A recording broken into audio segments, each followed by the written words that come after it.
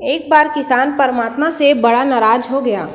कभी बाढ़ आ जाए, कभी सूखा पड़ जाए, तो कभी धूप बहुत तेज हो जाए, तो कभी ओले पड़ जाए। हर बार कुछ न कुछ कारण से उसकी फसल थोड़ी खराब हो जाती है। एक दिन बड़ा तंग आकर उसने परमात्मा से कहा, देखिए प्रभु, आप परमात्मा हैं, लेकिन लगता है आपको खेती बाड़ी की ज़्यादा जानकारी नहीं है। एक प्रार्थना है कि तू मुझे 1 साल का मौका दीजिए। जैसा मैं चाहूँ वैसा मौसम हो, फिर आप देखना मैं कैसे अन्न के भंडार भर दूंगा।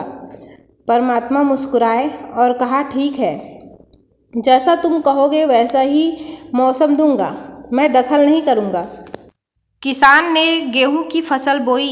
जब धूप चाहिए तब धूप मिली, जब पानी चाहा तब पानी। तेज धूप, ओले, बाढ़, आंधी तो उसने आने ही नहीं दी। समय के साथ फसल बढ़ी और किसान की खुशी भी, क्योंकि ऐसी फसल तो आज तक नहीं हुई थी। किसान ने मन ही मन सोचा, अब पता चलेगा परमात्मा को कि फसल कैसे करते हैं। बेकार ही इतने बरस हम किसानों को परेशान करते रहे। फसल काटने का समय भी आया। किसान बड़े गर्व से फसल काटने गया, लेकिन जैसे ही फसल काटने लगा, एकदम से छाती पर हाथ रखकर बैठ गया। गेहूं की एक भी बाली के अंदर गेहूं नहीं था, सारी बालियां अंदर से खाली थीं।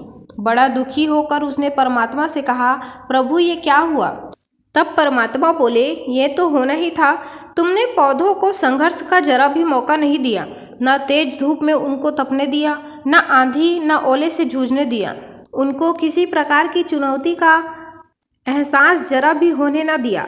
इसीलिए सब पौधे खोखले रह गए। जब आंधी आती है, तेज बारिश होती है, ओले गिरते हैं, तब पौधा अपने बल से ही खड़ा रहता है।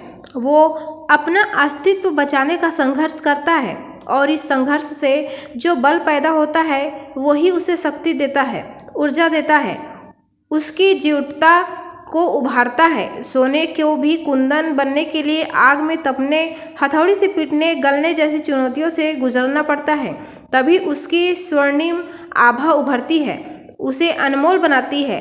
उसी तरह जिंदगी में भी अगर संघर्ष ना हो, चुनौती ना हो, तो आदमी खोखला रह जाता है, उसके अंदर कोई गुण ना आ पाता है।